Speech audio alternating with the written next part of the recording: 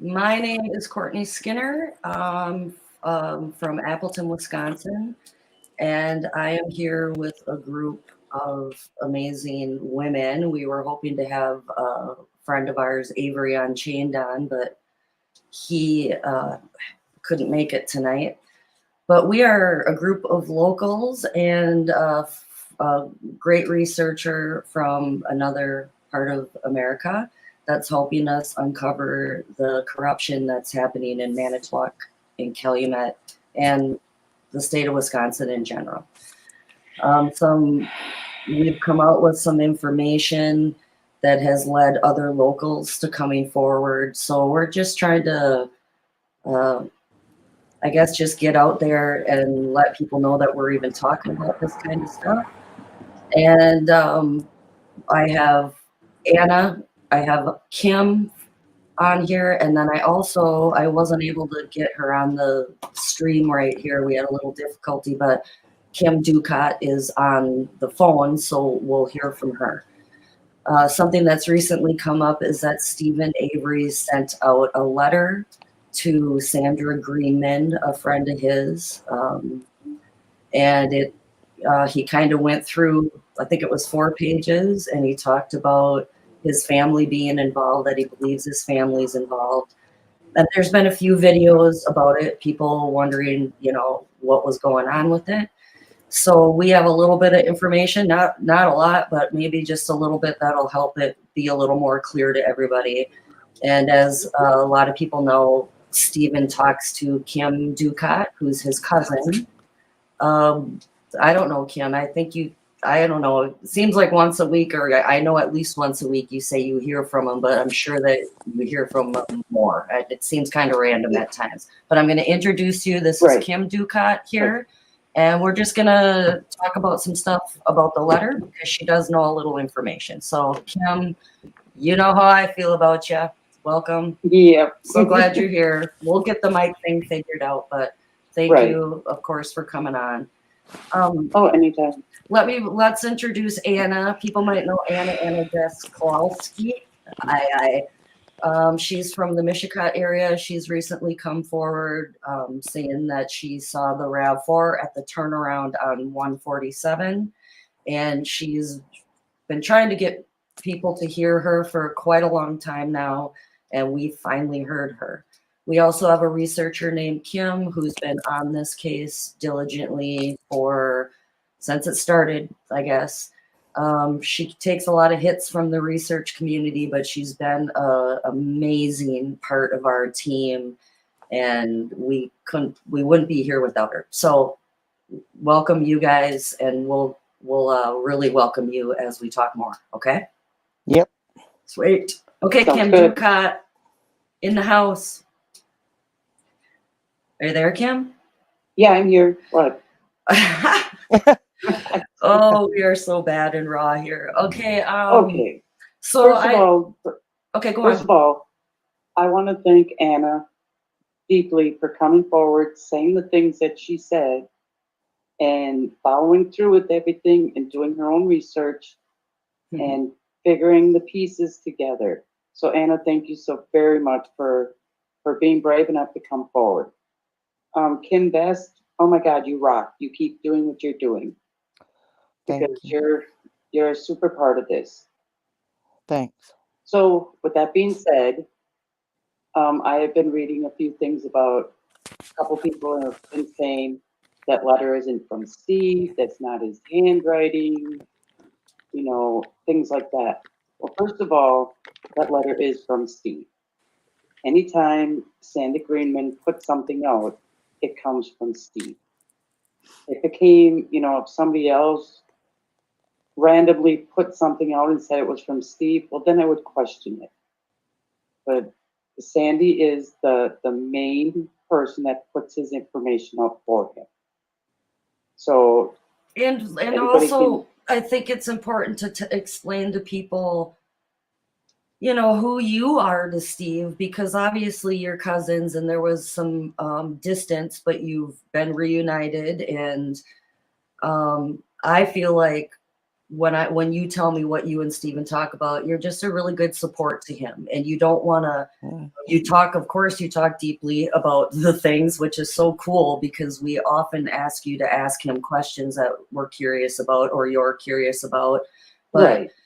and there was it wasn't like an option. There wasn't anything weird going on where it was like No. it didn't come to you or it didn't go to somebody else. It was his plan, however he planned it, and it was executed through Sandra because she is his friend and she is the person that puts out his information.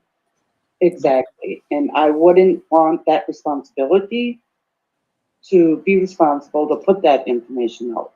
He's always had that one person, and kudos to him for sticking with that one person. And bless her for still hanging on and doing that job for him. Yep. You know, he has a lot of faith in her. I'm sure she has a lot of faith in him.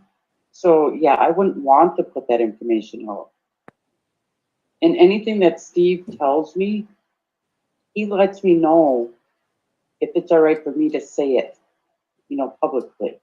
If he says something to me and he doesn't want it public, he tells me. And I will not ever, you know, put something out that he says not to. Right.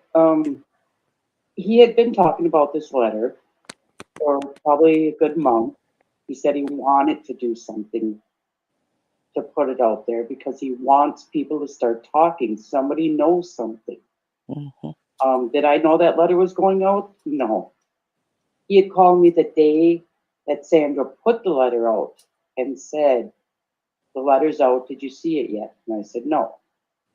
So after our conversation, then I went and looked, but that's when I found out, when everybody else did. Right. I think you knew about it and you said, hey, have you seen that letter out there? Steven said he had sent a letter to Sandra. Yeah. And then I asked you at the time, did Zellner know about it? And you said, I think you said he told Sandra, have Zellner get a hold of me as soon as possible. Right, because she did not know about it. Okay. So this was, you know, this was nobody's devious plan. It was for Steve to put a letter out because he is pissed off. I don't blame the guy. Nothing, you know, nobody has come forward. Nobody is saying anything. People are too scared.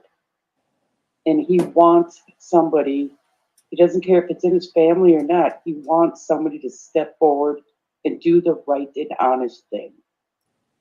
Right. That was his main purpose of that letter, so that people know that his family threw him away.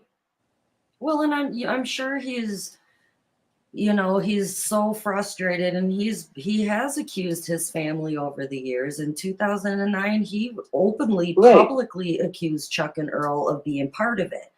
So it isn't like this is some new stuff, but I personally think that, you know, people started to look at the family a few years ago pretty deeply, and we know why. And then started to realize, holy shit, they're, you know, we didn't know as much about them as we thought. And there's some shady shit going on. Oh, no joke. You know, I think he had a little bit of, you know, I think it was probably a lot of people's research into everybody he's naming out in that letter, right? That you know, that led him to question that too. And so he feels in the recent past that his family, it has betrayed him, right? But the depth of that betrayal when you're sitting there and nobody's contacted you, you know, they wouldn't let him talk to Dolores. So, you know, how harsh is it that the realization that his family hasn't solved this crime and isn't doing anything to help him, but the bitter realization that, holy shit, they really don't fucking care, you know? Exactly. And I'm sure. Exactly. And I'm sure too that he's, you know, he is frustrated. We're all frustrated, and he wants to get his life back going. I mean, geez, we have no freaking idea of what it must be like for him. So I understand his And frustration. especially with the COVID, everything, the prison is on shutdown. He Right. can't have visitors, and then they could have visitors by appointment only. His phone calls are restricted. They only let him have phone calls when they feel like they have time to do it. Right. I was talking to him, and we got cut off. And he said it happens all the time when I'm talking to somebody. They'll get cut off. Well, good thing he called me back, because it's not like I can just call him back. Right. Right. And he also said he's going to be 60 this year. He told me he does not want to turn 60 in prison. He wants to get on with his life. He wants somebody, even if it is his family, to do the right thing and come forward. Well, I can't, you know how I feel about that. I can't believe that nobody has, but Well, I understand people being scared. I can understand his family being scared. But oh my God, go to Zellner and ask for immunity and spill what you know. exactly. Well, that's really not as easy as it sounds, but okay, And when No, we have but to I go mean, it's through a Stephen to start. get the immunity, but it has to be hell for him too. I mean, he did those first 18 years for no reason whatsoever. Now he's done another 13, 14 years for the same thing. Absolutely nothing. Has to be hell for him to wake up every morning to the same criminals, you know, and he's not a criminal. well, and it's got to be frustrating too because we're led to believe it's Bobby. It's Bobby. Everything leads to Bobby. So Mhm. it probably feels to him like shit. If you have it, let's do it, right? Right, Exactly. exactly. And I'm not saying things don't lead to Bobby. I just absolutely don't believe that Bobby carried out this entire plan to deceive the state of Wisconsin No, it's the club. law enforcement and the world's greatest lawyer. I just don't buy into that. But I do No, I don't believe either. that he or possibly the whole damn family, I don't know. I think they all had a little part that they were required to play. So if Yep. Bobby it did do it, my thoughts are that of course the police are behind it and forcing him to do it in however way that they do that. So I guess it leads the same place, but just a lot more people. Right. Yep. And I understand her way. I mean, that's the way to do it, right? The easiest way to get him out, and I'm all about that too. But we're just in our, reaching out to locals in the area. We have been hearing some kind of horrific stories of corruption. Oh my God, yeah. Mhm. Mhm. And I have to say And that the I last live here. And I right. can't even. It's hard to fathom that this stuff was going on. Why I'm living here. Yeah. Well, and I talked to a really great guy, local guy who I've been working with kind of quietly, and he's saying that it's not so much these young new cops that are out there, No. just like we're saying, we're not down on all cops, we're down on the corrupt ones, we're down on the corruption.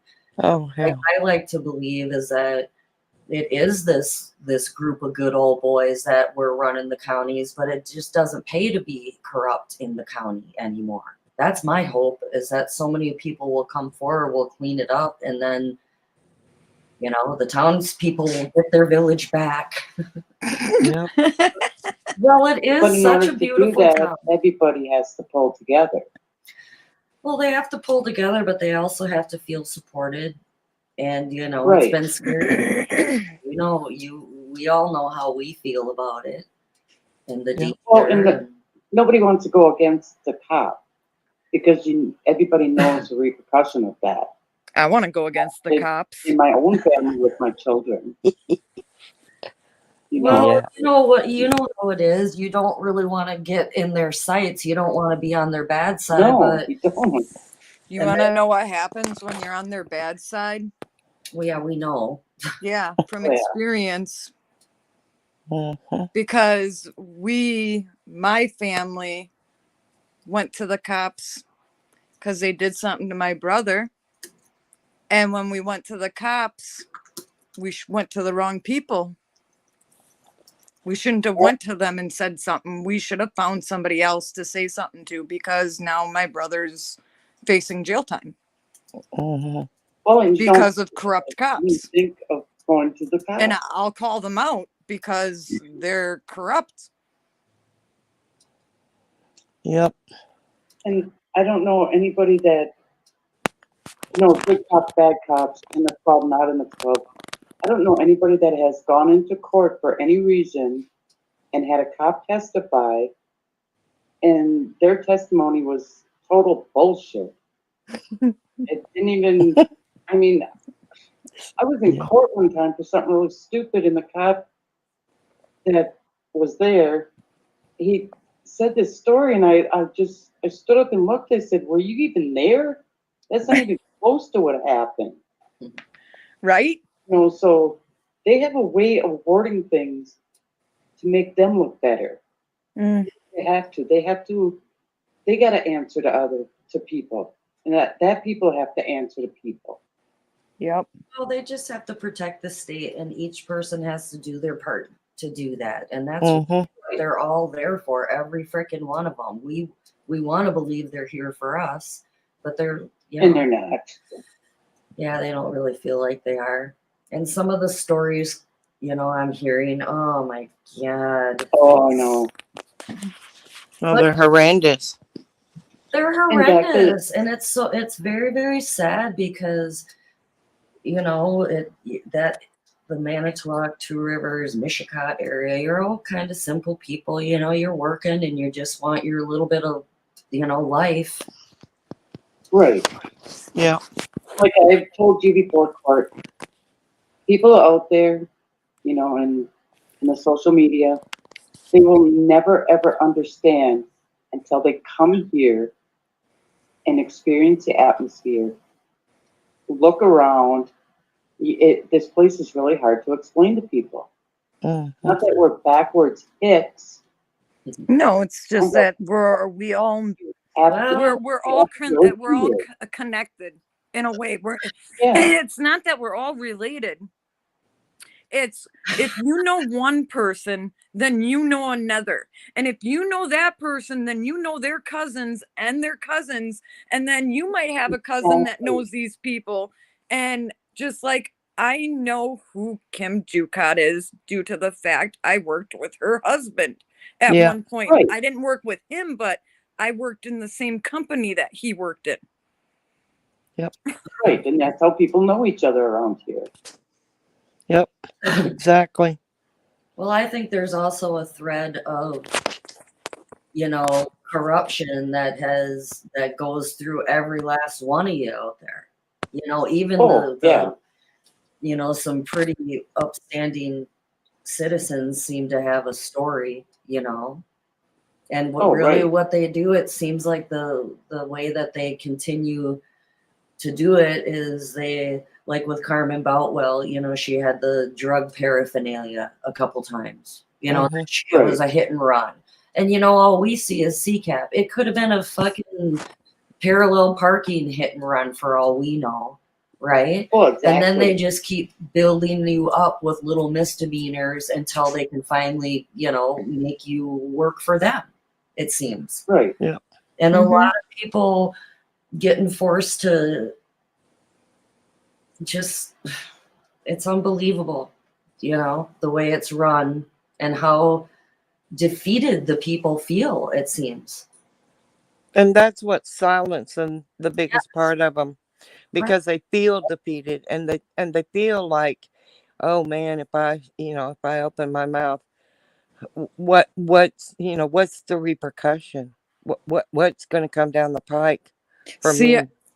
I want to open my mouth about this stuff because I don't want my kids my grandkids to have to experience that, what I had to experience growing up and what my parents, I'm not saying my mom, Right. because, she didn't know half the stuff that was going on back then, but like stuff that my dad had did, and past relatives. I don't want my kids growing up having to deal with that kind of stuff. Right, because we know And how to it's, feel. yeah. Exactly. Well, I mean, even Anna, it's hard enough knowing what you know now, Yes. and what you've been through to even face to even face each and every day, not knowing what's around the next corner for you, because hey, they could just walk up and say, by the way, I need you. And I mean, you don't have a choice. You have no choice. It's either you do what they ask you to do or you lose. And it could be you lose your kids. Not anymore, though. Not anymore. My kids are adults. Well, that's great, though. Some Yeah, that part's vicious good. thoughts on them, Right. My kids are adults, and Walk around, I very much so. taught them different than what I grew up. I taught my kids totally different. That's good. Well, and as we were talking to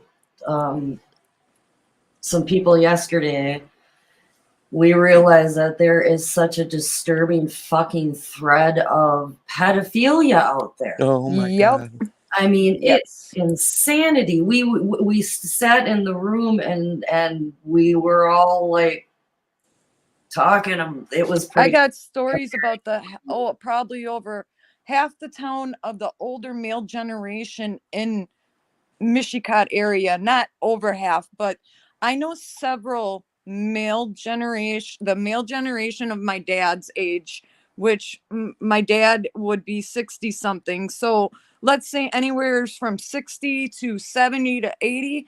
There is a lot of males in this area that sexually abuse their children. Oh God. And I know So disturbing. several of them. Well, I know about a lot about it. Right. I don't know if it's just It's not something that I It's just know a lot about it. all around. It's just that we're finding out. Yeah. Because no one talks about it. No. Well, I think people do talk about it. I just don't think it's taken it's taken seriously. It's basically because I would suspect the same there, which leads me ironically to Larry Ledvina's father-in-law being Larry Ledvina's he was a lieutenant, a major Larry Ledvina, Manitowoc County Sheriff's Office. His wife works for Manitowoc County Social Service, something with kids up there. That's disturbing. Right. And her father is a pedophile. Did time, a convicted fucking pedophile. And I think incest was on his little record there. So we got Larry Ledvina. You think he gives a shit about a young woman? Or He don't anybody? care about nothing. Yep. We experienced that one. Well, just, we're talking right now about the pedophilia, and, Kim and I, when we were doing our research into, others in the area that had experienced it from, our Chucky Chuck. It was, I mean, who do these kids go to? One of the women we talked to yesterday, she said that her child lied about it to her because they're scared to even come forward to their own mother about it, right? Pretty scary. And like I was saying about Chucky molesting his own daughters, what do you think the message is from Andy Colburn or the police that are on the salvage yard? I mean, those cops go out there. We all heard about Colburn hanging out with Chuck, getting his parts from out there. So You know, how would it have been for any of those children to come forward, even to law enforcement, knowing that they're hanging out with the guy that's doing it, you know? Right. And then I want to point out too that in the depositions, or no, I'm sorry, in the trial transcript, Andy Colburn claims he hadn't been on the Avery salvage yard since 1999. Liar. Oh, shit. Well, and I'm What a putting liar. that out there if anybody had seen him out there. I have a little, but something else to add to that. But he claims in the trial again that his friends were, or his kids were friends with Earl's kids. I'm like, he fucking knows Earl is already busted for taking pictures of little girls in his bathroom or whatever the fuck he did. Mm-hmm. But he's gonna let his kids hang out with him. I mean, Right. really? And you're a fucking deputy? Like, okay, what's the real story? If you know, if we could ever know. Yeah, disturbing. I don't even have words.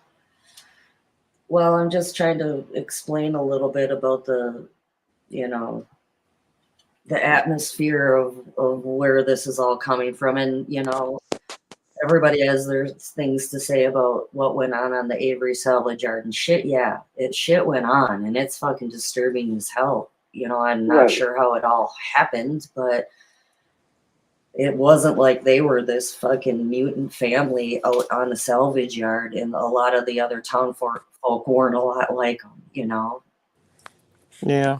fit into their own little niche there, and everybody has their own.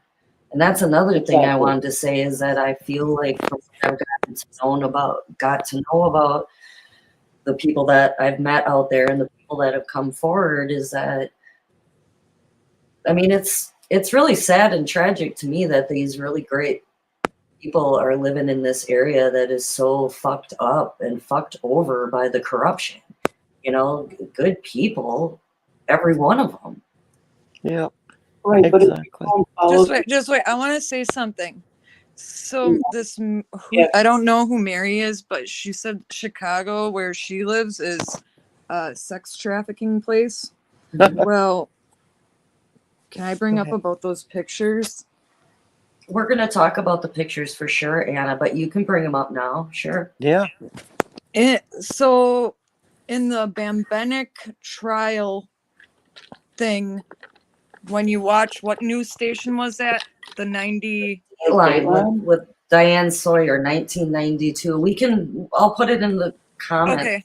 somewhere. Well, when you watch that video or watch that move or show, that Dateline, there's pictures that show up in the background, and there's a picture of a male sitting, and he's got a little girl in front of him, but the little girl's not sitting on his lap, whatever.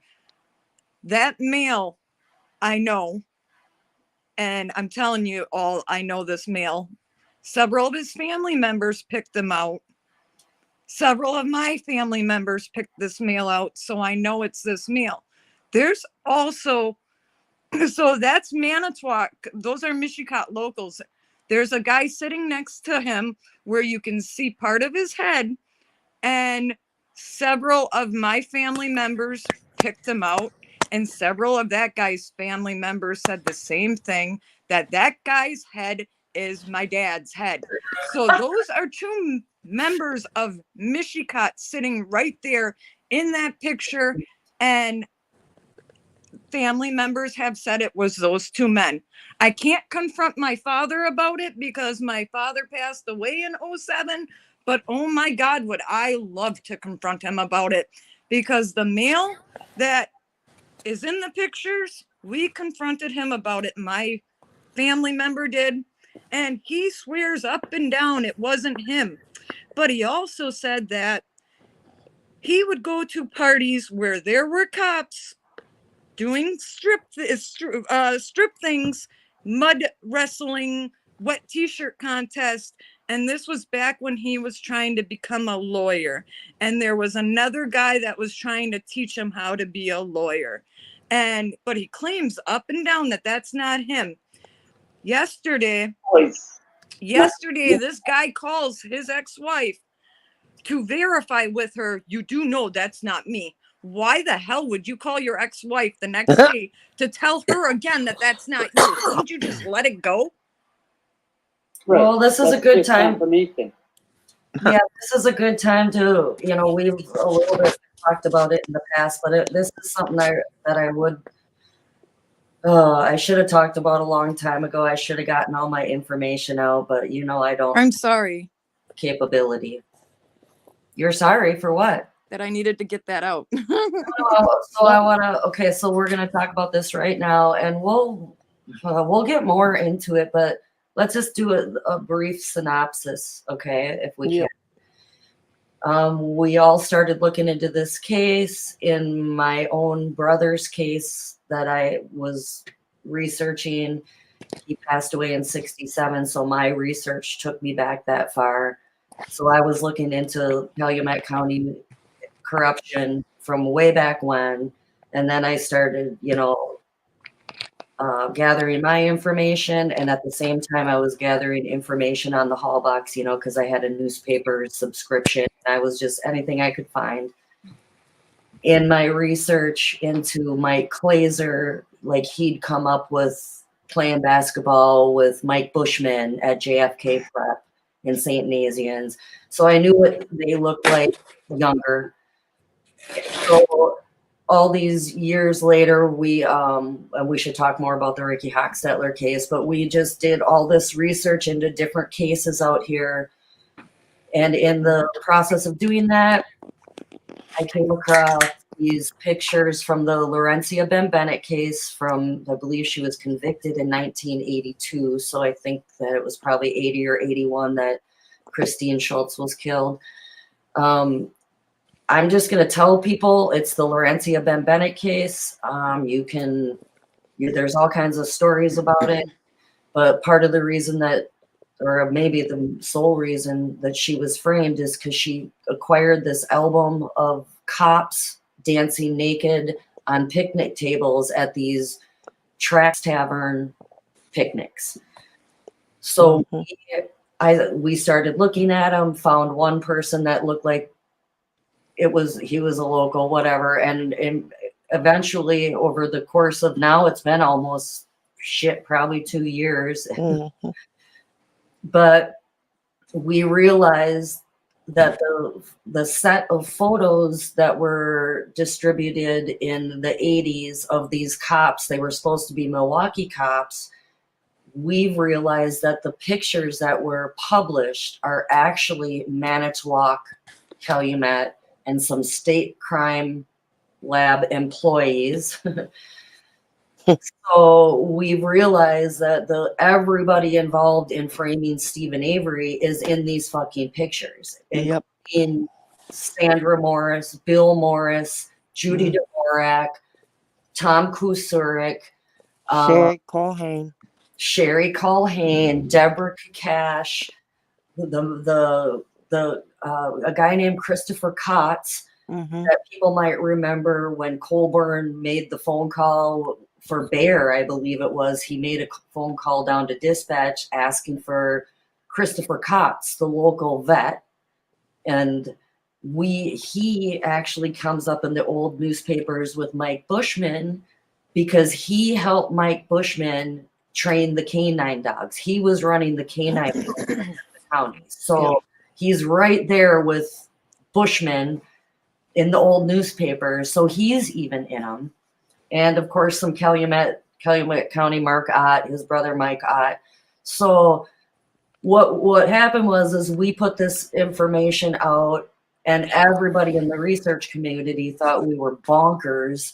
So, we just tried to meet locals and showed them the pictures and tried to get people to come forward. And we were able to get 6 people to positively identify Judy Dvorak. It was kind of funny. They're like, that's Judy right there. Dave Dvorak's in it. He was also in Making a Murderer as a bailiff. So Kenny Kratz. But the thing is, we didn't point these people out. No. We didn't say, is that Kratz? Is that Judy Dvorak? Well, I did. We just showed them. Oh, I mean, okay, you mean when you showed them to other locals, when we showed them that. Yeah. Right. No one pointed out that guy to me because no one even asked about him. You asked me about a different lady and I pointed out him. We can post that to where these pictures are located. And we went in with just the pictures that were released of this party that went on, and then we go to people and we'd set the pictures down, or we'd show them on the computer screen. Then they'd scan the pictures and they'd be like, well, that's so and so, that's so and so. Right. So yeah, we Not didn't. that people think we, what do you think? Is that Judy Dvorak? We didn't do that. Oh hell no, no! I don't even know. It was very possible when I first showed the pictures to Jim that I didn't even know that was Judy Dvorak. Right. I think I had about 15 of them. I think now we have about 30 of them. But one of the, so obviously we all know that also in the picture is Chuck Avery. Mm-hmm. He's not one standing on the table masturbating. That's Mike Bushman. Right. He didn't That's Mike Bushman. contest. That was Big Haired Sherry. But Chuck Avery is in the background. And we obviously have Kim Ducat, who a long time ago was like, that is Chuck Avery. I didn't fucking know it was Chuck. You're the one who said it was Chuck. Right. Then we also met with another local and not a family member. And she was raped by Chuck Avery. And we didn't say a goddamn word. And she looked up the pictures and said, it was kind of sad and interesting, but she just tapped on it. She said, that's Chuck Avery right there. So Right. we know that these pictures were huge because apparently the Milwaukee Police Department did their investigations and lost the pictures, whatever. But we've been in contact with Laurencia Ben Bennett's lawyer, Mary Warrer, and she knows that we have them. She says, I believe you. She said we needed to talk to Stephen. We have. And Stephen said, Kim, you remember when we asked Stephen about the pictures, right? Right. And I think I could, I'm pretty positive I can quote him word for word. Chuck, you asked him about the pictures. He said, them Maribel pictures. You said, yeah. He said, Chuck ain't in them. Chuck ain't in them pictures. Yep. So we think that, for one, Stephen has no idea of how big these pictures were back then. And we don't think anyone would tell him. We don't know if they were in the bar that he robbed. We don't know if he robbed other bars. We don't know if Chuck had the photo album, if Al had the photo album. We just know that the album was huge. And now that we know that it was all Manitowoc, it was Tom Kusurik. It's absolutely Tom Kusurik running the goddamn party, it seems. Tom Bergner, Gene Couché is in them. Yeah. So obviously all of these people, we're not sure. Of course we can track them back to being law enforcement in the area, or Debka Cash, where she was, and all that. But isn't it funny that Stephen said you said them Maribel pictures? Hey, somebody said that was in Milwaukee, and that those were Milwaukee cops. right. But Stephen said to explain that is exactly what the media did in the Avery case, right? Yep. I fucking live here. And when they were like putting it on the news, I was like, oh my God, thank God. Oh, his nephew. Oh my God, thank God they got him. It was all propaganda.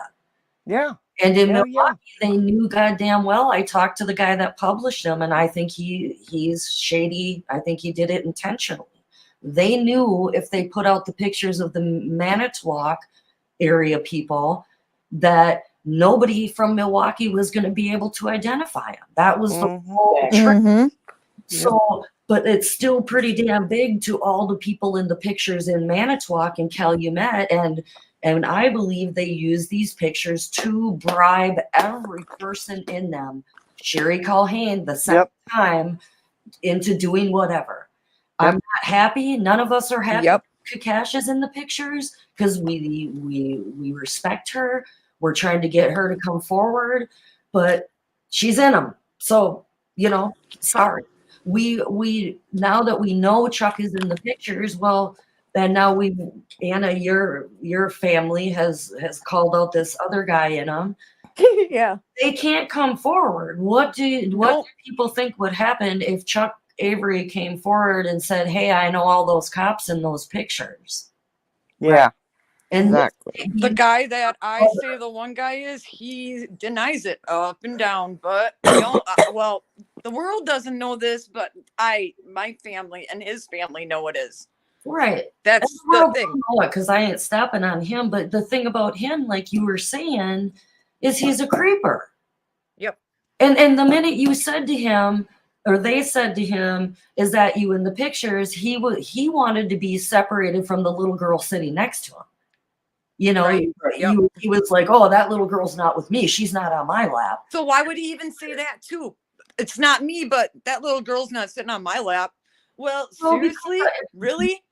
Makes But me he did talk suspicious. about going to parties at St. Nazianz, at Rosencrantz, at 141 Speedway, and this would have been, throughout those early years when those pictures were taken. Right. Because that's when he was trying to become a lawyer. Was in 90, it was like in 79, 80, when he was trying to become a lawyer because he wasn't with the lady that, he wasn't with this lady, but my family member can remember when they were starting to see each other. And he said to his ex-wife, he was like, "Remember back when I was trying to become a lawyer, there was this one lawyer and he was trying to teach me how to do it." He was like, "Yeah, back then." Well, that was in 79 or 80 when they first started seeing each other.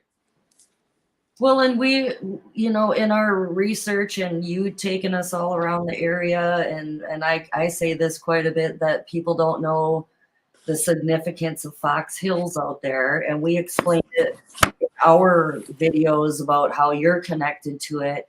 But when we met another person out there and you and her talked about Fox Hills, she said, "Hey, don't you remember when all those Chicago cops would come and party?" Yeah. Because this is a big place. It's a huge golf course resort. But once a year, and they still do. Once a year, they have like a area in their hotel room condo things that are reserved, and it's for when the Chicago police come. They do a big party there. It's it used to be there was a lot more. It like fills up the place, like seriously. right. But And they do. when I first started my research, I was looking a lot at Lakeshore Tech because there's something real shady about that. It's right in the backyard of Cleveland Auto Salvage. And when I went to look into the biography and the history of it, the records are mysteriously missing for any information. For what? It was like not too long ago. I can't remember now. I'm sorry, but it was like in the 2000s. They were like, "Oh, we don't know what happened then. We don't know, where this came from, this property or whatever." So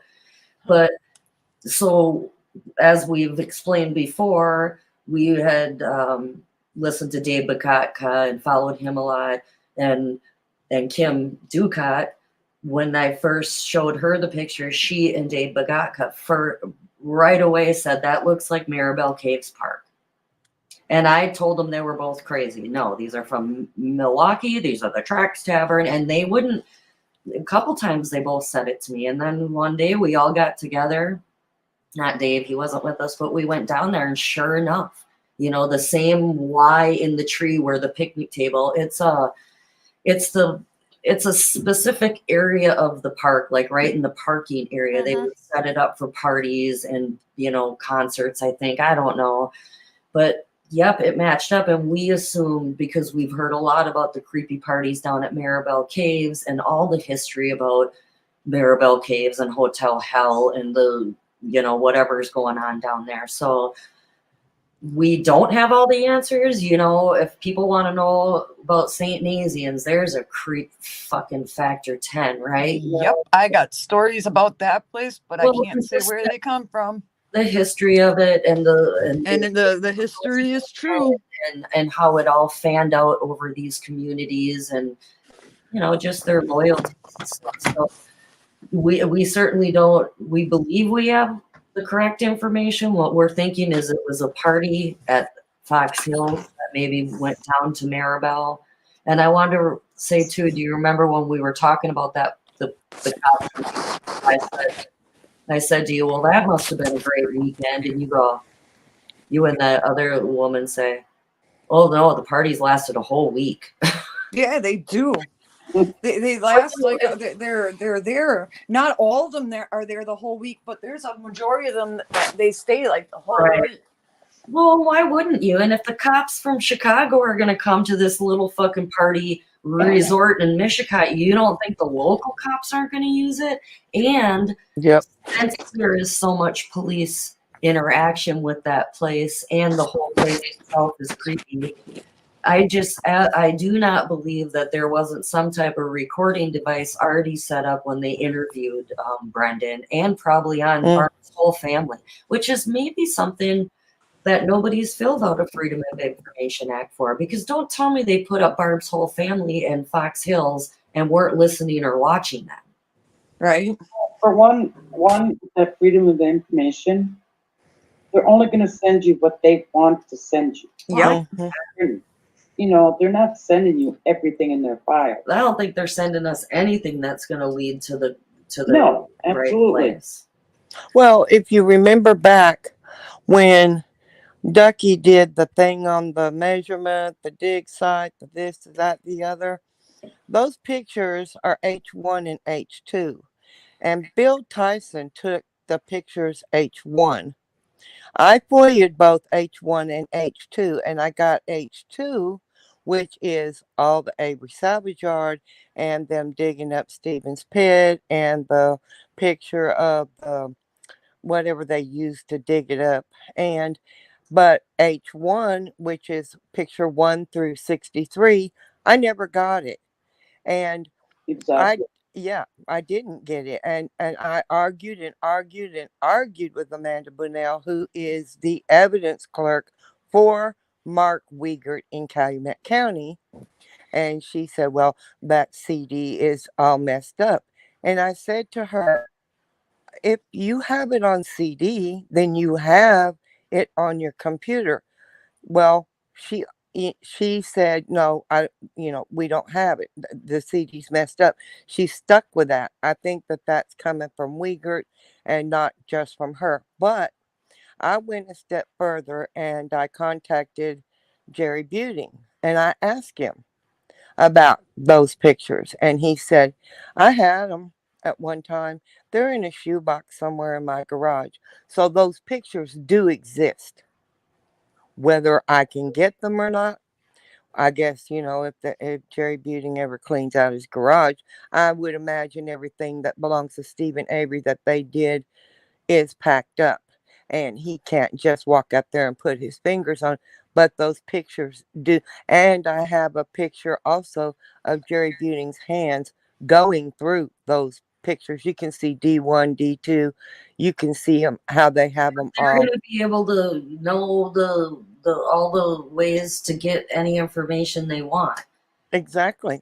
All we can do is fill out a form. And when we met with Jay Jurgis of DCI for the Ricky Hochstetler information, he flat out said you can fill them out all day long and we're only going to give you what we want. It's entirely up to us. So I get it. And yep, there's been some information that has come from it, but the whole, I think people don't want to use the word conspiracy, like I hear a lot of other researchers acting like, certain research are just conspiracy theorists. And I just want everybody to know that if you believe that Stephen and Brendan are innocent, then you believe in a fucking conspiracy theory. Okay? It's not a theory. It's a conspiracy. There was a conspiracy to frame these men. So exactly.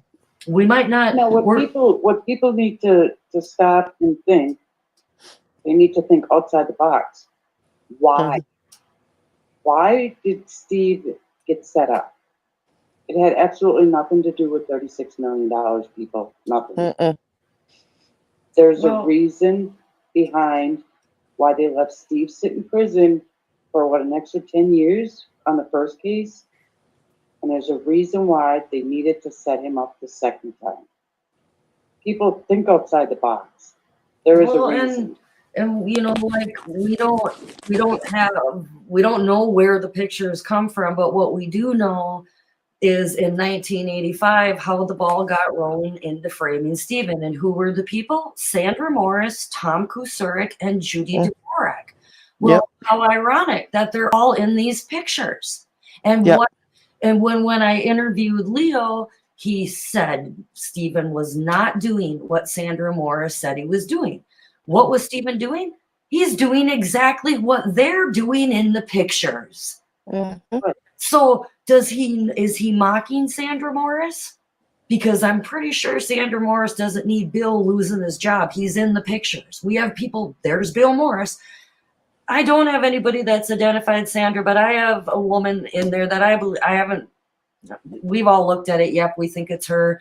I'm not going to identify anyone else. I've identified enough. We know it's Right. these locals. We just need more people coming forward. But like I said, isn't it who would have lost? Do you think that Judy Dvorak would have remained a deputy being in those pictures? No. Bill or Sandy or Mm-mm. Kusurik? And isn't it strange that they're all law enforcement? Every one of them. Well, and that's the weird thing about the pictures as well is, well, you know, we can gauge it by the year because of, you know, Alfred Schultz being in the pictures, which is Mhm. their ex-husband. And another way that I gauge it is there's a woman named Bridget Brennan in them. And Bridget Brennan was Manitowoc City DEA, Drug Enforcement. She married Manitowoc Sheriff DEA, Mark Anderson.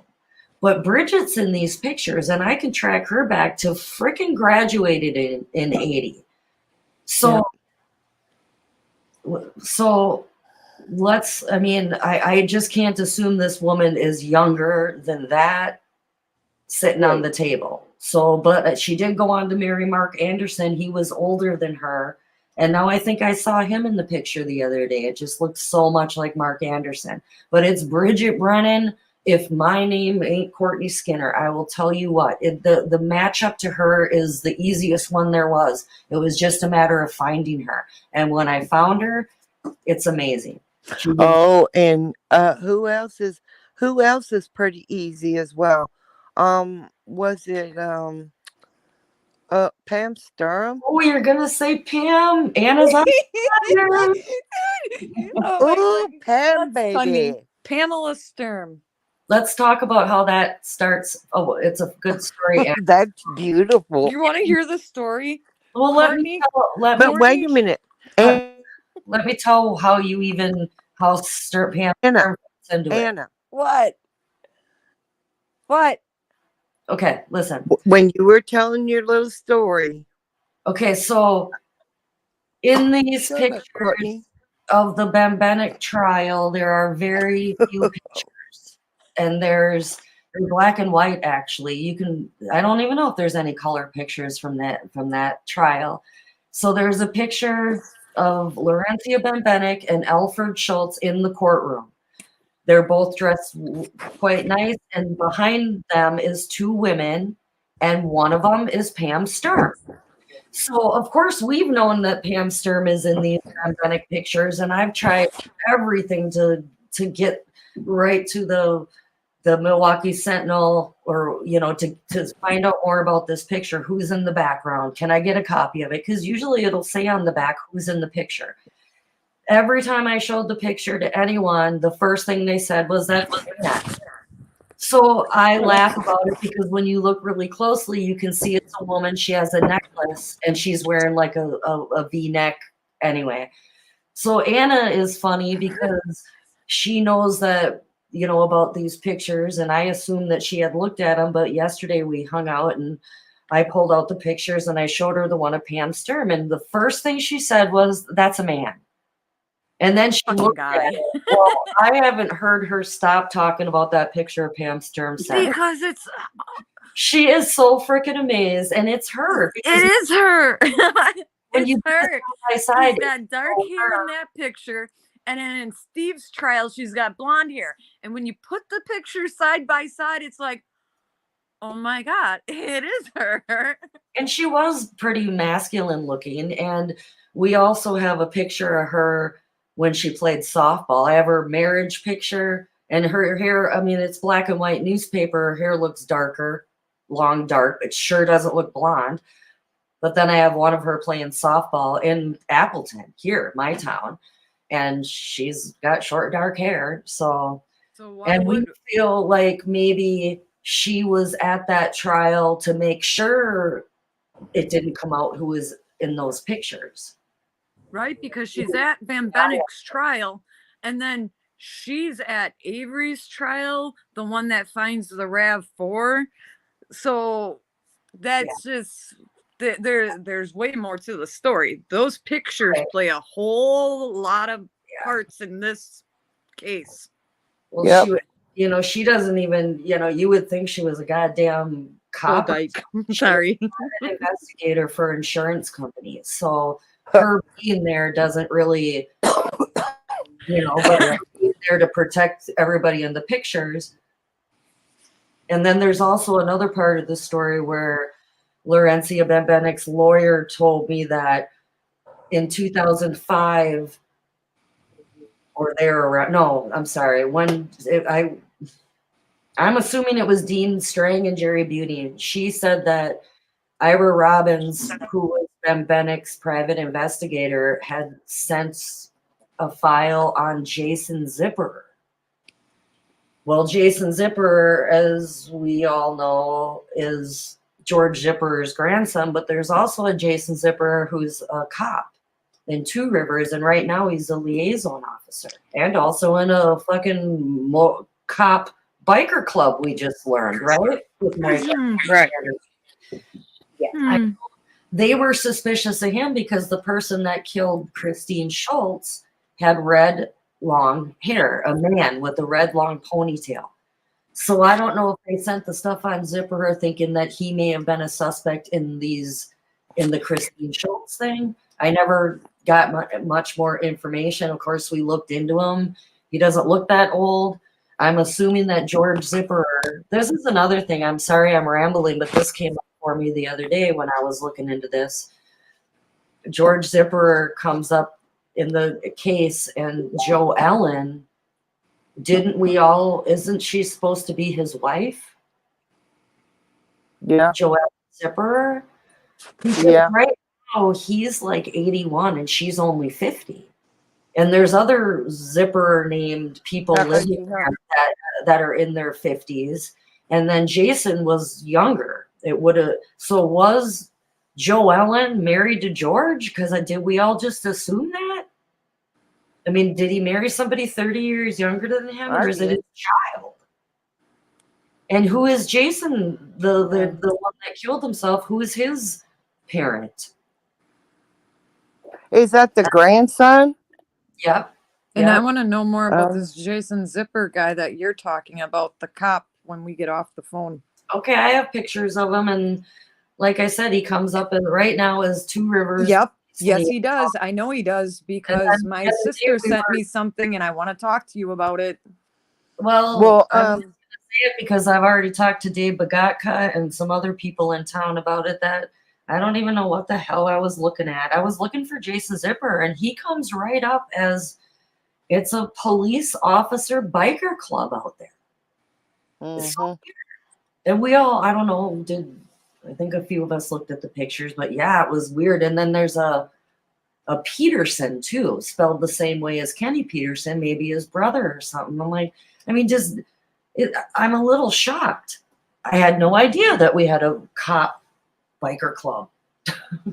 Me neither. And I live here, and I know a lot of the biker groups around here. Mm-hmm. Yep. Never seen or heard of that one.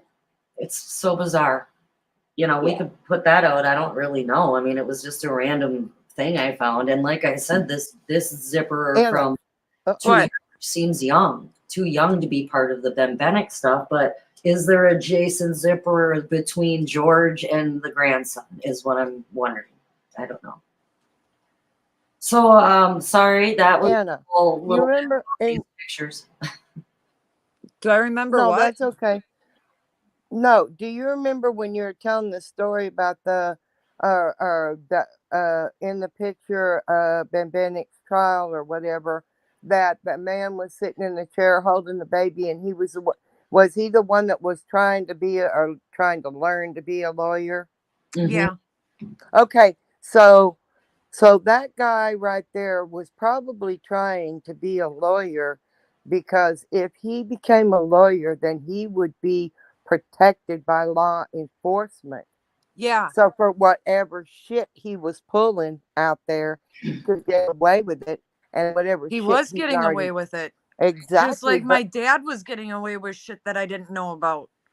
but that just, I mean, that just like went bing in my head. I was like, what? Well, and Kim, I think too that back in the day when the Manitowoc deputies and cops, they were all getting trained, certain training, and a lot of it went through Lakeshore Technical College, which is, it isn't just, they did nursing, they did police science, all kinds of All stuff. the technical. So he, could have been affiliated through that, or hate to say it, he's a pervert. He was taking lessons. Connection, and we don't even know what the fuck happened to all the kids in these pictures. Exactly. Right, that's And the thing. there How? And I said that to my mom. I was like, Mom, how can these people have their little kids at these parties with Yeah. freaking guys up on the fucking table, fucking whacking their shit off, man? That's just wrong. Yep. I am sorry, that is just wrong. Yep. Well, it's Because back in them So days, I can tell everyone this too. I know back when I was 11 or 12 years old, I went fishing with my dad at Harps Lake, and my parents were still together at the time. They split up when I was 13, but they were having some kind of party up by Harps Lake. And I remember being on the boat with my dad, and my dad saying to me, "You should go up there because you could probably win." I was like, "What are you talking about?" He's like, "They're having a wet t-shirt contest up there." And I don't know what that was all about, but I was like 11, 12 years old. And it would have been like 1, 2 in the afternoon. It was light out yet. Yeah. yeah, I Wow. was there a couple of times for them. I didn't participate, but yeah, they had them all the time out there. And didn't you say to Kim Ducat that back then it was, video cameras were kind of new, and I thought you said that they were videotaping. You remember them they were. making videos of what was going on. Because that was a place I went, and I know other people did too, underage. Right. I was Mm-hmm. 16, 17. I was out there drunk, buying my own liquor, and they were videotaping us, Wow. and we closed the bar down and reopened it in the morning. Right. And That's how it was. with the bar that Stephen robbed, was it Northern Harps Lake. Harps Lake? Harps Lake, the bar I'm talking about. That's the one he robbed, right? The top part of the bar, the Larrabee Sportsman's Club owns it. It gets leased out to people, different people all the time. Mhm. My parents leased it for a year, so it was their bar for a year too. But have you ever owners alive? Have you ever read the paperwork on them vandalizing and robbing that bar that night? Yeah. And did you notice in it that it wasn't his name Weber, the guy named Weber? Yeah. Like they basically listen to this Weber guy, or they say they do, and he puts everything on Steven. Of course he did. Well, yeah. And you're telling me that the same bar that you guys remember them taking videos and shit like that, that Stephen was in this bar, robbed it, took quarters and pool balls, and didn't take a set of pictures. I just don't believe that. Or maybe I don't believe it either. said it was Stephen. How about that? Right. How about that? Very Maybe well this said. Weber guy, because nothing fell on him. Well, No, Well, he threw all the blame on Yeah. Steve, and Steve took Yeah. it. That's right. Well, and the Hey. guy, I think because he pleaded, Yeah. he pleaded against Stephen, so they let him go. But is he going to say, "Oh yeah, we took this album of pictures"? hey, Kim. So is that Weber guy? Is that kin to Tammy Weber, the one that Stephen wasn't allowed to talk to, the one that told Stephen that the cops set him up? Is she kin to him? Most likely. That's what I was thinking too. I know the Weber family. I know a couple Weber families. Just Related to his ex-wife. Oh, because I remember reading somewhere or hearing somewhere or listening to something somewhere that said that Stephen wasn't allowed because she was under a gag order, that Stephen wasn't allowed or nobody was allowed to talk to Tammy Weber or Weber or whatever. It's Weber. Right. Yeah, because she was the one that told Stephen that the cops set him up, I mean. And I'm like going, wow, that name Weber is just like, whoa, jumped right out. Well, Just jumped right. I said too, we only know about that bar that he robbed, and we don't know about the others. And it's not like he's gonna, And you can imagine how if Kusurik Steve would robbed feel. another bar, he'll tell you he robbed another bar. Mm-hmm. I believe he would. I don't know if it does, if the album wasn't Chuck's. We don't know. We just know Chuck's in the pictures. We're not trying to say we have all the answers, but we know who's in these pictures. Mm-hmm. We also took them down to Larry Ledvina or Manitowoc County last year now, or even longer. And we typed up a little thing saying that we believe it was Judy Dvorak. We started with Judy, it was kind of fuck with them, I guess, a little bit, but we did. We went in and we wanted to get it going because we always want to get these guys out fast. We don't want to wait for everybody. And then he, it was interesting, but he told us that how do we know you didn't Photoshop those and Oh, God. the originals, and the statute of limitations is over. And obviously that is not the proper response from the major deputy at Manitowoc County when we're honestly and seriously accusing him of being corrupt in naked photos from the Laurencia Ben Bennett case. So, and if Steve came out of somebody's ears, it would have came out of his. yeah. I didn't know the statute of limitations was ever over on a pedophile. Sorry. Well, where are you coming up with that? We're not saying that. No, but because it hasn't slowed down. It just continued on and snowballed. Well, they know, like I said, Bridget Brennan obviously wasn't in the police department while she's sitting on this table waiting to get up and do the wet t-shirt. You know what I mean? She was No. Sherry Culhane certainly wasn't. Actually, apparently she worked for the crime lab already in 1978. So Sherry was. Deb Kadash, she didn't become the coroner till the 90s, but she was still, a nurse out there. So they weren't her way up the ladder. Exactly. And what's funny is that Kusurik has his clothes on in the pictures. It's Bushman out there and Mark Ott out there with their clothes off. But Bushman or Kusurik has a big, huge smile on his face. Yeah. Well, he knows what's happening. He knows that he's got all these assholes in these pictures.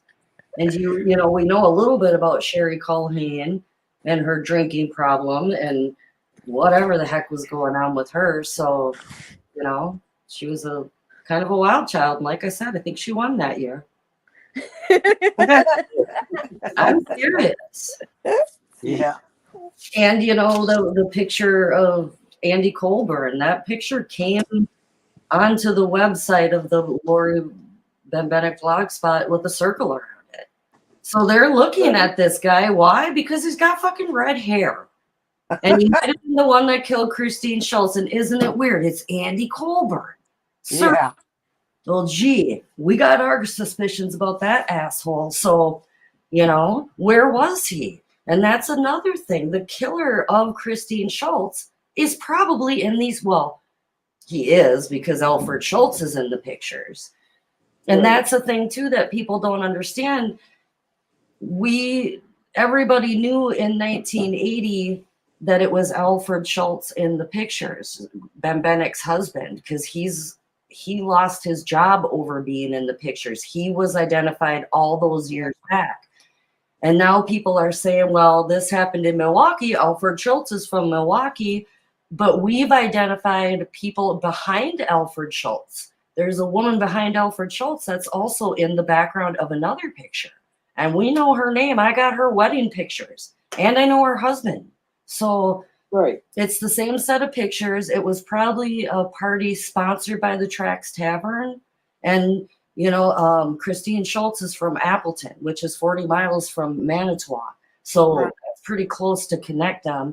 I don't know why Alfred Schultz was hanging out with these people, but like I said, Jeff Wish, our lovely DCI agent that basically licked Scott Taddick's balls in the interview, he graduated from Milwaukee, you know, Police Academy.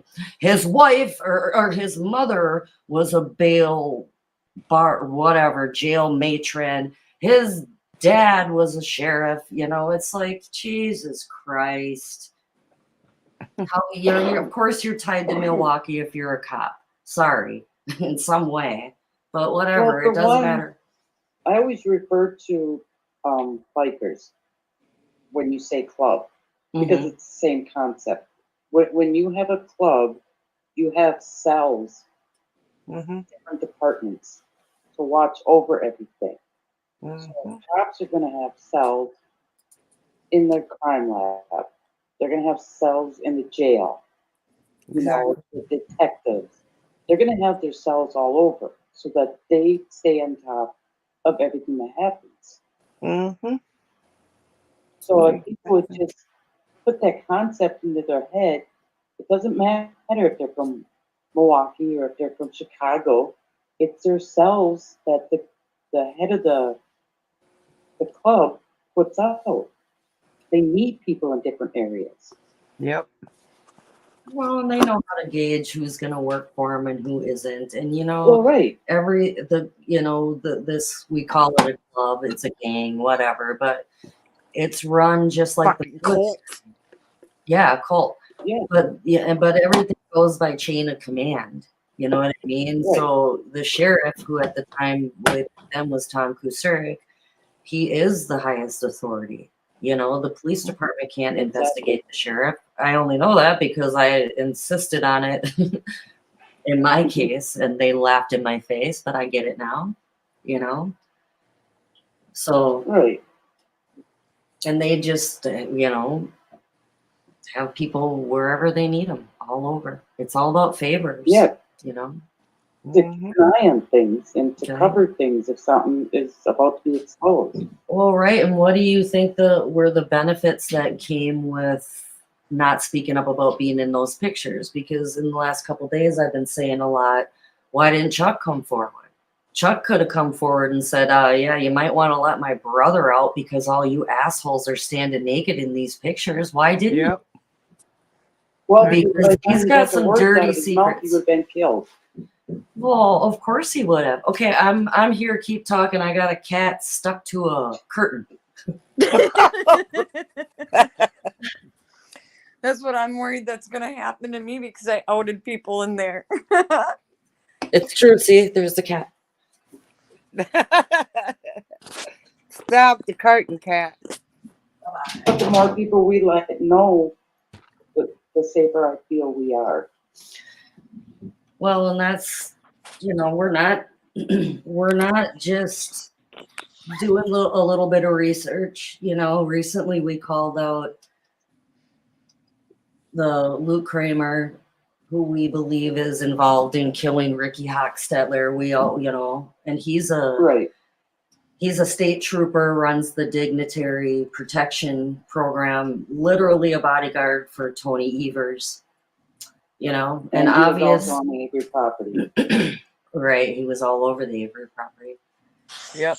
Mhm. And all of them, so we're trying to be brave, right? Yes. Because we really do know what we have. We're trying to get more people to come forward because it's been just phenomenal. People looking at the pictures. And it's really cool at times, in the past we've gone places and they're like, "Oh my God, I gotta show these pictures to my mom." Right. Yeah. Yeah. Yeah.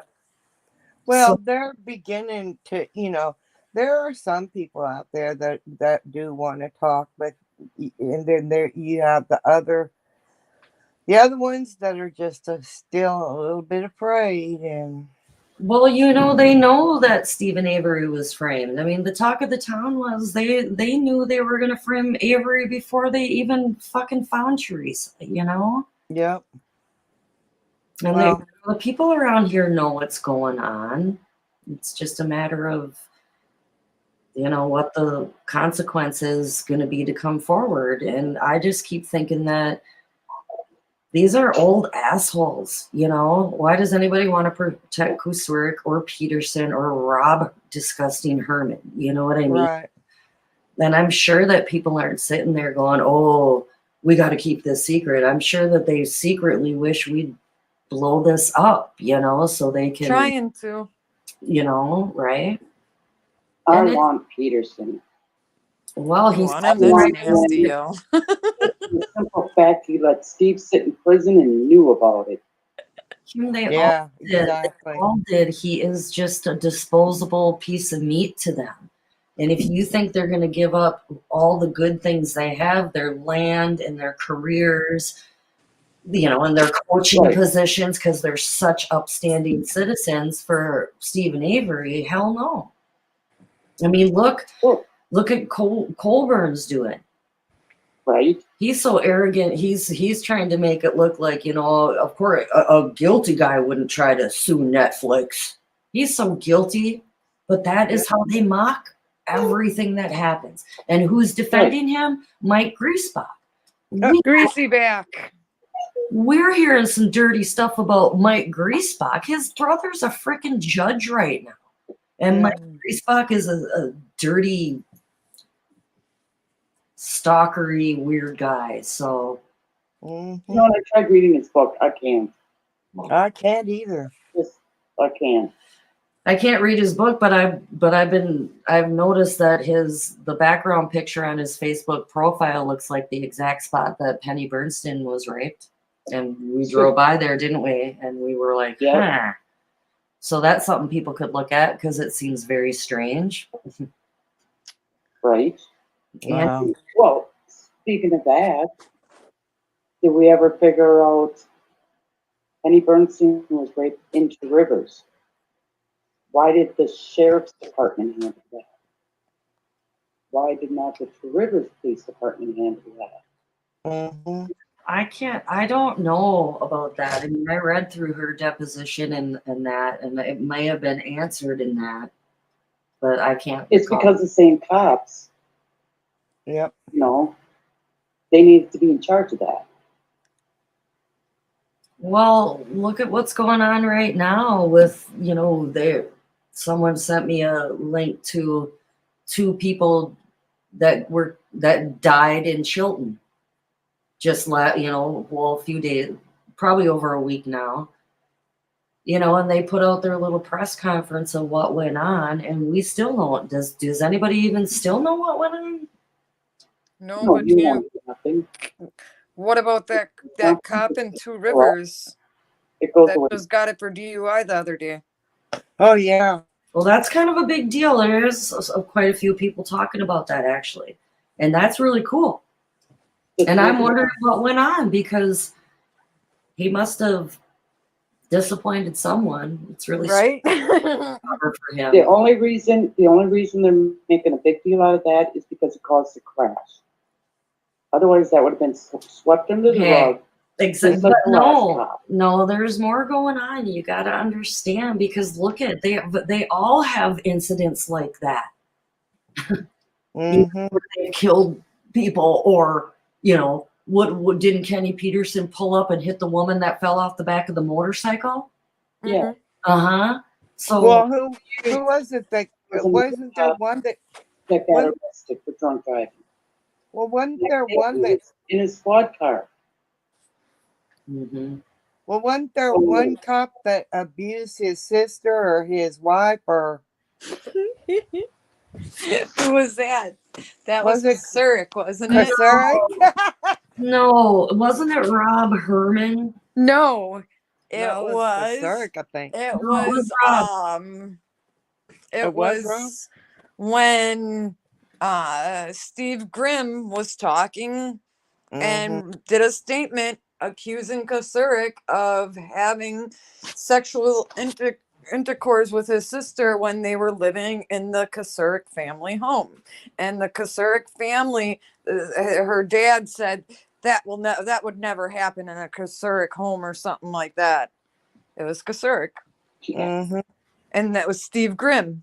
And Steve Grimm did not die of overdose or anything like that. He jumped off the viaduct in Manitowoc over the overpass, not into water, into a cement brick, and it was over by Burger Boat in Yeah. 2016. And I remember it, and there's several people in this area that remember it. There's no articles about it, nothing, but it happened. So you guys, I don't know if you're watching the chat here. Are you? I was. I don't participate to anybody on it because I'm so distracted with what I'm doing here. It says Mystic Jinx was blocked and checking come back. Yeah, because Mystic Jinx just got on and she wanted to inquire about James Tyrell on our video here. Who blocked her? I did. And Linda K. listening. Sorry, guys. Yeah. I had to. Well, I just like to, I'm just going to touch on this right now because this just happened. And About Jim Tyrell? no, Yeah. about being silenced by so many in the community and the dirty games that they play. And, the two women that I just blocked from this chat we met them, Kim Ducat and I met them at the rally in Manitowoc this last year, and we had a lot of information on the Ricky Hochstetler case, and we believe we solved it. So we wanted help getting that information out, and Linda K. Listening and Mystic Jinx, who runs the Ricky Hochstetler Facebook page and the Reddit page, we approached them and we said, or I said, Kim was with me, and I said, we need help with this. Will you help us? And they said, yep, we will. And they never contacted us again. They actually blocked us from the Ricky Hochstetler page. Mm-hmm. So I just don't really appreciate them coming on this live to put in their comments because they're really some very dirty, vindictive people. And I don't really want to talk much more about them. Yeah, I noticed that about people too. That's why I stopped talking to other people besides Courtney and Kim because, and Avery on Gene. But when you tell a certain group of truthers what you know and you live in this area and you make a video with a certain person and they tell you that this video, the audio was bad on it and they couldn't put it out, but then you find out this person still has that audio. Well, why didn't you put out that audio? Because Millbilly isn't the same thing that I told you. Well, because I'm pretty sure it is. And I know he still has the audio. I think what happened with you and obviously with others is that people come forward and then whoever they feel comfortable coming forward to or talking to, those people are making the decision whether your information is relevant enough to be put out. And I know, Anna, you talked to somebody 6 years ago about this information. And Yep. then I know that you just did that not too long ago, a whole interview with one of the researchers, and he told you that something happened with the audio, but you found out recently that the audio is just fine, that he wasn't being honest with you because he, for whatever reason, he didn't find you credible or want your stuff out there. So it's difficult there too, because it isn't up to them. I feel like I'm here to put it out and start the conversation, and it's up to others to ask questions, I guess, and to, but I think that it would have been nice. And I know they took you seriously because the one even told you to contact Zellner. So, Mm-hmm. Yeah. And Court, what did I always tell you from day one? Well, I mean, Don't give a fuck. come on. Anything that we've researched, all Zellner has to do is reach out to one of us, any of us, or all of us, and we'll give it to her. And there's not anything there that we're trying to hide. It's just that there's so much there that we haven't completely researched and come to a conclusion as to whether we want to put it out there now or we want to go to Zellner or one of her investigators. It's not that we're hiding anything. It's just that we're so deep in the middle of this that we can't possibly put out everything that we have, not at this moment. And if Mystic Jinx, checking convictions, Linda K listening, whoever the fuck it is, if they want to know anything from James Tyrell, I guarantee you, look him up. His number's in the phone book. He'll be glad to talk to you. They won't, because they're cowards, and they've proved Exactly. it time and time again. But I don't really want to get into that because, I mean, I do in the way that we're, we haven't really made many statements about Jim Tyrell lately or anything, but right. I did talk to somebody from Foul Play that contacted me about Jim Tyrell. Maybe Mystic Jinx doesn't know that. And what the thing is what they did was, in this research community, people get so down and dirty, and which is exactly why we're here, to make it easier for people to come forward and not have to go through the down and dirty, even though they try to come onto our page now and make it that way. But it's just, we're not playing, Mystic Jinx, sorry. Not sure what your problem is or what Foul Play's problem is, but we're not listening anymore. So, yeah. And if they want to know something, reach out and ask us.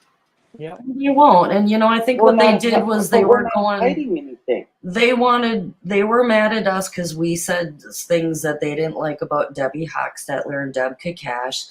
So they were going to go in and prove that Jim Tyrell was the killer of Teresa's. From what I heard, they did a complete investigation. Oh, bullshit. And when I laughed when I heard that. Someone from Foul Play, I'm offended by it. Of course I am not. And I had an open mind, and I listened to her, and I said, all right, I'm going to get the information for you, because they were wondering where he was one day.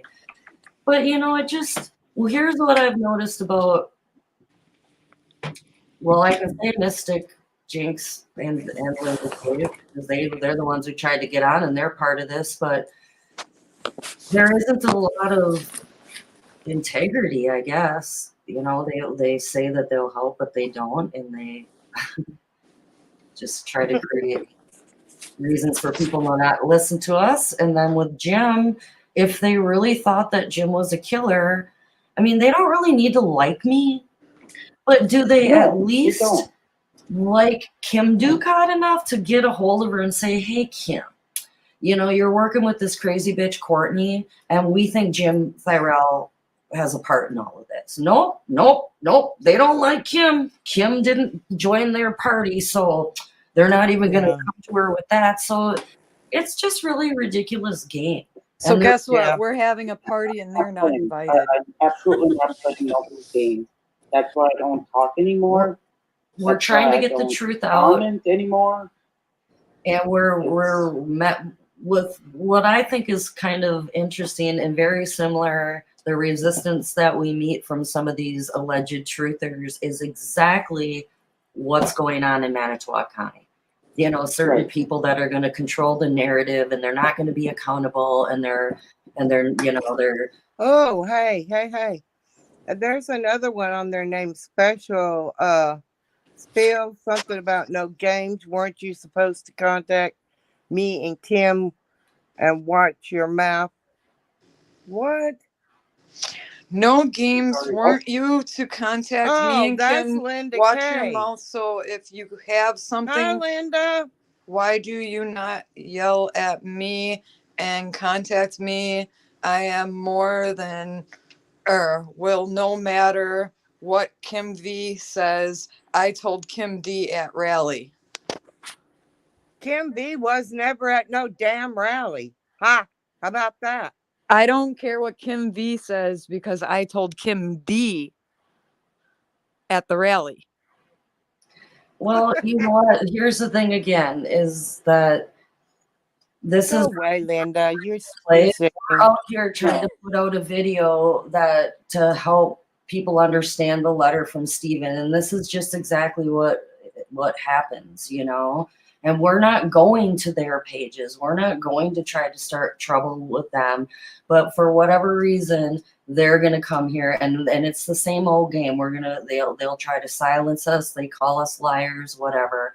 But we've so proven that we're not. Oh, And I'm not. you know, we're the ones not playing games, ladies. So whatever. Hey, You I'm not played, gonna and they've trash done talk everything in anybody. their power to silence, you know, not just us. There's been others. Well, people need to start going back to that Ben Bennett case and looking at it because those are locals from this area. So I think Avery's stuff has a lot to do with that. Yep.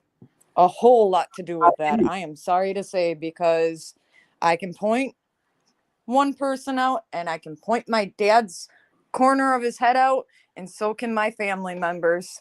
And Exactly. if my dad was at this party, I know my dad's not traveling to Milwaukee. Yeah.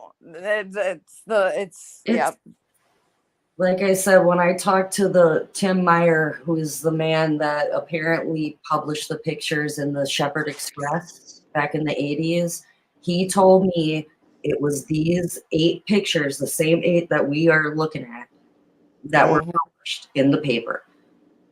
So, and he said there were videos too. And so the first time I contacted him, he seemed helpful. The second time I contacted him, he sounded just like Larry Litvina. Whoa. I called him out on it. I said, it sounds to me like you were working with the cops back in the 80s. And that's when our phone call ended, because there's no other explanation. Nobody thought it was a little bit odd that nobody could identify one law enforcement official in the tracks pictures. Come on, all the Milwaukee cops, not one person, because they weren't Milwaukee cops. But people might also think, oh, people were too afraid to come forward. You know, if there was a scandal in Manitowoc and somebody published all those pictures of the Manitowoc cops, I think people would come forward. You know? Yeah, at least 1 or 2 people would come forward and say, hey, I know this person. Yeah. Well, and they can't, because it was a big giant deal. And it would have they would have gotten killed, I'm sure, you know. But we could try to get them to come forward, right? Which is what we're going to do, but they don't even have to. You know, Chuck doesn't need to come forward. We already know it's Chuck, that stupid idiot, you know. For whatever reason the party was, and let us find out that any of those kids came up missing. You know, why were their kids there? Why were their dogs there? Why was there a black man there is what I want to know. And a black child. Which is There was one officer back extremely there named Fred unusual at that Reese. time. Fred Reese was back there, a cop back then, and he was African American, but pretty rare to see it in this area, you know? Anyway, so I'm a little distracted by that, which I think, yeah, there, I can just shut it off because I don't really care. What are we good for right now? Kim, I feel like we didn't really speak all that much about the letter, but there really isn't a lot. And we kind of just chuckled about it because people are just so wondering how it all went down and if there was more to it. And I was a little uptight today going, this is crazy. Everybody is so up in arms about this letter. And I just was like, it's not really this big scandal everybody thinks. And if Zellner didn't know, somebody to come forward and start talking to them. Right. And I think the only way that it could be construed as anything even slightly negative is because it's very, very broad. And he's saying that, you know, and we've got Carla, Kayla, or whatever, everybody in there.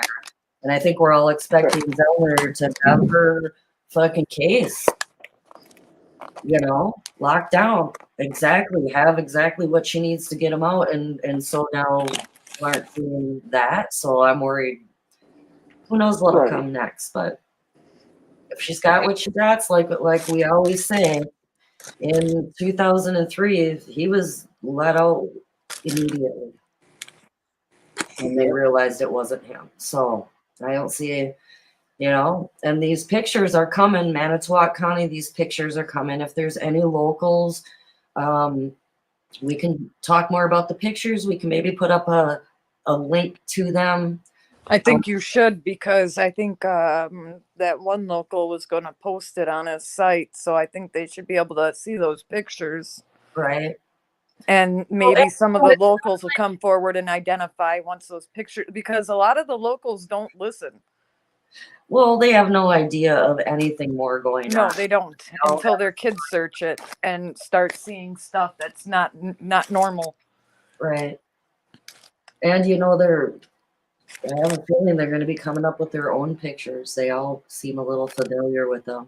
Mm-hmm. When I first came around with the pictures and I talked to a retired cop and I said to him, what would happen? Would these cops would they get arrested if they were in these pictures? And he said they'd be in prison if they're in those pictures. Mm-hmm. And I'm pretty sure that cop knew that they were the pictures.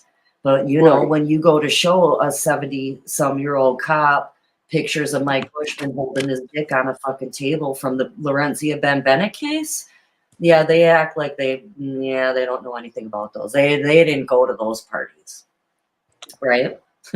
Yep. But the one guy told me absolutely about how the cops back then would party, or deputies, you know, and when they were done there, they'd go to the next party.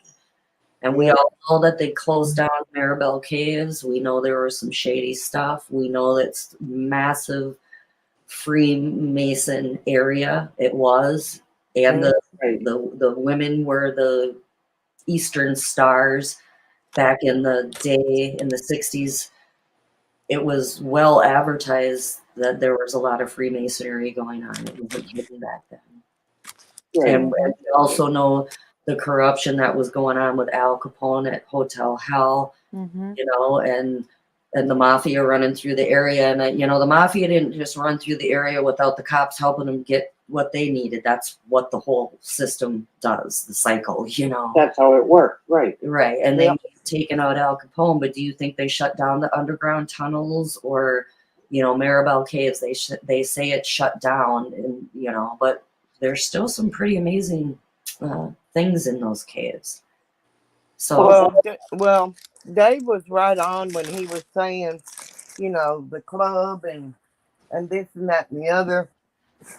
And I mean, I'm just gonna say it. I don't like to say it because I know For a fact, my uncle is 32nd degree Mason. And when he was younger, he didn't have a pot to piss in. You know, he was a milkman, whatever. And as he rose up into the ranks in masonry, my uncle now sits at home. He's 80 something years old, and he gets a check every week from the businesses that he owns. And my dad was also a mason, but my dad got out. My mother's was not an Eastern Star. My grandmother was not an Eastern Star. But so I know firsthand what it is, and I know exactly what goes on. So, you know, I mean, you don't just run for mayor of a city. You don't get asked to be in commercials and get paid for it. You don't own 3 or 4 restaurants. You don't own, donut shops. You don't own Kentucky Fried Chicken and Long John Silver businesses without being somebody. You just don't. And going from nothing. So, And what did I tell you earlier, Courtney, about my family's being in the Mason building half of over the old Polish part of Manitowoc? And the Mayor Dufek, being at my great grandma's funeral. It's hard to wrap your head around the Freemasonry because, you watch documentaries and stuff on it, but we have we have a very big Masonic temple right there in Manitowoc. Oh, yeah. Yeah. And I personally believe that it isn't, just the, Freemasons. It's the little out clubs of Kiwanis and and all that goes on. Definitely.